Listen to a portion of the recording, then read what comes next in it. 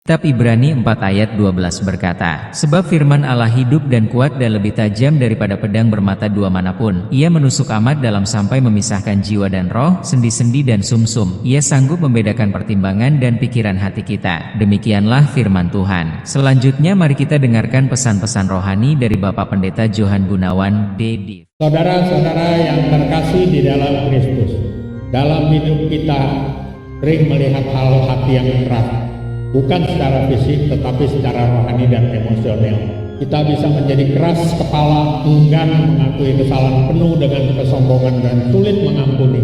Hati yang keras adalah hati yang menolak kebenaran, yang membangun tembok pertahanan dan yang sulit untuk disentuh oleh kasih.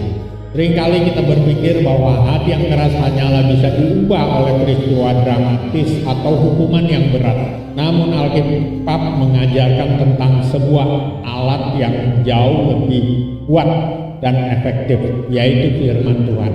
Kitab Ibrani 4 ayat 12 menyebut firman Tuhan sebagai pedang bermata dua yang tajam.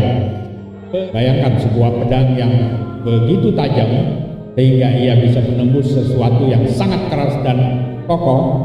Firman Tuhan bekerja dengan cara yang sama. Ia mampu menembus keangkuhan kita, memecahkan tembok pertahanan dan ego kita, dan mengungkap niat-niat tersembunyi di dalam hati kita. Ia menunjukkan kepada kita dosa yang perlu diakui, kepahitan yang perlu dilepaskan, dan kebohongan yang perlu kita tinggalkan. Namun tujuan dari penembusan ini bukanlah untuk menghakimi atau merendahkan. Sebaliknya, ini adalah langkah awal menuju pemulihan dan pemurnian. Ketika firman Tuhan menembus hati kita yang keras, ia akan melunakkannya seperti tanah yang keras menjadi gembur dan siap untuk ditanami. Hati kita juga akan menjadi lembut dan siap untuk menerima kebenaran dan kasih Tuhan. Ketika hati kita lunak, kita menjadi pribadi yang baru.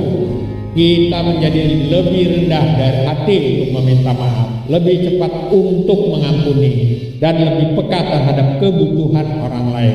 Perubahan ini tidak terjadi dalam semalam, tetapi merupakan proses yang terus-menerus.